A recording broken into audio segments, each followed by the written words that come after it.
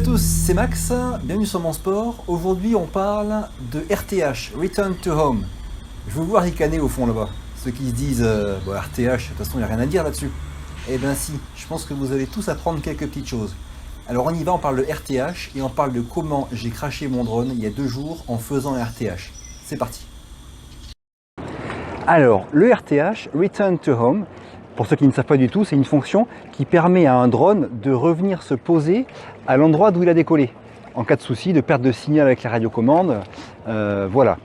Donc on peut l'activer aussi volontairement, et on peut régler aussi dans l'application DJI Go les paramètres de Return to Home, c'est-à-dire à quelle altitude on veut que le drone monte avant de revenir se poser. Ce que peu de gens savent, c'est pourtant marqué sur la notice du Mavic Air par exemple, c'est que idéalement ce Return to Home se déclenche, doit être déclenché lorsque le drone est à plus de 20 mètres du point de décollage.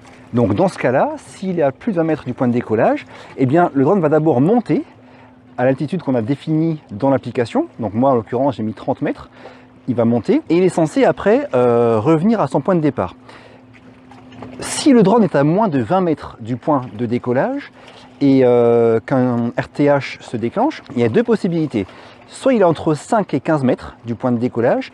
Dans ce cas-là, au lieu d'aller monter à l'altitude paramétrée, il va monter à 10 mètres. Monter à 10 mètres et revenir pour se poser au point d'où il est parti. Et enfin, si on est à moins de 5 mètres du point de décollage et qu'on fait un RTH, là le drone se pose directement là où il est. Encore un petit détail, pour cette hauteur qu'on paramètre dans l'application, si on met par exemple 30 mètres pour un RTH et que le drone se trouve à 50 mètres de haut, eh bien il va rentrer à 50 mètres de haut, il ne va pas redescendre pour à 30 mètres. En revanche, s'il est à 10 mètres de haut, là il va monter à 30 mètres pour faire son RTH.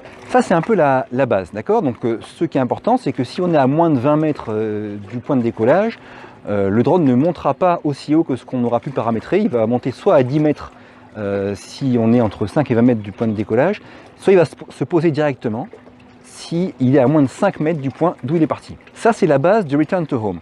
Maintenant il y a une particularité sur le Mavic Air, c'est que le RTH est différent de ce qui se passe sur le Mavic Pro ou sur le Spark par exemple. Donc sur le Pro ou sur le Spark, en cas de perte de signal, le drone monte à la hauteur définie et revient en ligne droite vers la verticale du point d'où il a décollé. Le Mavic Air, lui, c'est pas ce qu'il va faire. S'il perd son signal, il va monter à la hauteur paramétrée dans l'application et ensuite il va essayer de reprendre le chemin inverse de celui qu'il a pris pour arriver à cet endroit-là. Donc imaginez qu'il y a un gros obstacle entre vous et là où se trouve le drone au moment de la perte de signal. Et ben le drone, il va pas aller en ligne droite, il va reprendre le tracé GPS un peu de la trajectoire qu'il aura faite pour se rendre du point de décollage au point où il y a eu perte de signal. D'accord? Ça s'appelle le Fail Safe Return to Home, c'est propre au Mavic Air. Donc Fail Safe, on peut échouer en restant en toute sécurité. Voilà. Ça, c'était les points dont je voulais vous parler sur le Return to Home. Et je pense que beaucoup d'entre vous ne savaient pas ces petites particularités du Mavic Air. Maintenant, je vous raconte rapidement ce qui m'est arrivé il y a 2 jours et pourquoi et comment surtout j'ai crashé mon drone. C'est parti. Avant-hier, j'étais chez un copain. Je voulais faire voler mon drone avec lui. Et donc, au démarrage, l'application me dit que j'ai une mise à jour à faire, que je me repoussais depuis longtemps. Donc je me dis, bah c'est bon, là j'ai le temps, je la fais. Donc je fais la mise à jour et après, comme d'habitude, je me méfie. Après chaque mise à jour, je fais bien attention. Donc je vérifie un petit peu tout. Pas de souci, tout a l'air normal. Je fais mon vol, je prends mes quelques photos que je voulais prendre. Et quand tout s'est bien passé, au moment de venir me poser, là je me dis, tiens, je suis donc à la verticale du point duquel j'ai décollé. Et je me dis, bah tiens, je vais faire un petit RTH pour voir ce qui se passe. Donc je vous rappelle, RTH à moins de 5 mètres du point de décollage, le drone se pose là où il est, d'accord? Donc moi c'est tout ce que je voulais voir. L'erreur que j'ai faite, c'est qu'à environ 5 mètres de là où j'étais, il y avait un petit bosquet. Alors bosquet, c'est un bien grand mot. Il y avait quelques lauriers en fait avec des ronces, le tout un petit peu au-dessus d'un mini ruisseau.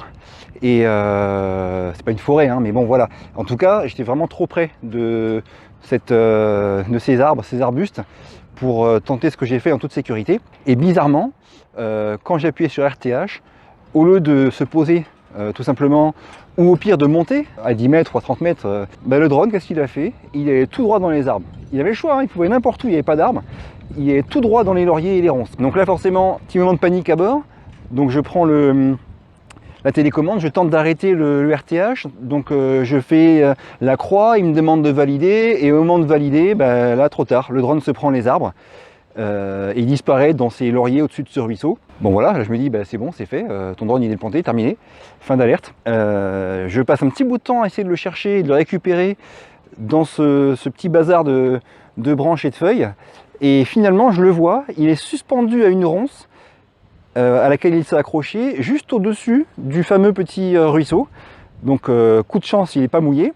Et je vois encore à la caméra, enfin à l'écran plutôt, ce qu'il filme. Donc a priori, bon, la caméra marche, mais voilà, par contre, maintenant, il faut le récupérer. Donc regalère, récupération du drone, on prend l'épuisette pour arriver à le prendre, enfin bref. Et là, il a l'air un petit peu quand même amoché, et donc je le ramène chez moi. Et en fait, bonne surprise, je le nettoie complètement. Et je vois qu'en fait c'est que de la salissure, mais il n'y a pas de rayures sur le drone. Les hélices sont à peine esquintées, mais rien de méchant. Donc a priori, d'apparence en tout cas, tout me semble nickel. La nacelle parfaite, et la caméra aussi. Donc je ressors, je redémarre, et très prudemment je décolle, et là tout marche nickel. Donc ouf, le miracle, je n'ai rien cassé, mais j'ai eu une bonne petite frayeur, et ça m'a donné l'idée un petit peu de voir à quel moment j'avais fait une connerie quoi. Voilà, la bêtise elle est simple, c'est d'être trop près de ces arbres, parce que même si on pense être prêt à réagir, ça va très vite, hein, quand ils tracent droit dans les arbres, déjà on est stupéfait, puis le temps d'avoir la bonne réaction. Alors j'ai vu après que si j'étais passé en mode sport sur la télécommande, apparemment ça annule le RTH. Donc j'aurais pu ou dû essayer ça. Le bouton pause, je ne sais pas s'il marche sur un RTH. J'ai pas eu le temps d'y penser. Là j'ai pensé juste à annuler le RTH en appuyant sur la croix, puis sur valider. Donc pour votre info, si jamais vous voulez faire des tests sur un drone après une mise à jour, méfiez-vous quand même bien d'être bien dans un endroit assez dégagé, parce que même 5 mètres, quand tout est censé bien se passer, avec la surprise de ce qui se passe, on a du mal à réagir correctement. Donc je m'en tire bien pour cette fois-ci, et je suis assez content, même si bon, j'avais le DJI Care, donc ça n'aurait pas été la catastrophe, mais bon, c'est quand même toujours mieux quand ça se finit bien. Je vous retrouve très vite pour une nouvelle vidéo, sachant que là j'ai fait un gros achat qui va changer pas mal de choses sur ma chaîne. Je ne vous en dis pas plus, je vous laisserai la surprise sûrement pour la prochaine vidéo du week-end prochain ou de celui d'après, parce que là je me suis fait vraiment très plaisir, et j'espère que vous apprécierez aussi la différence qui va bientôt arriver. Allez, d'ici là, bougez-vous purée, bougez-vous.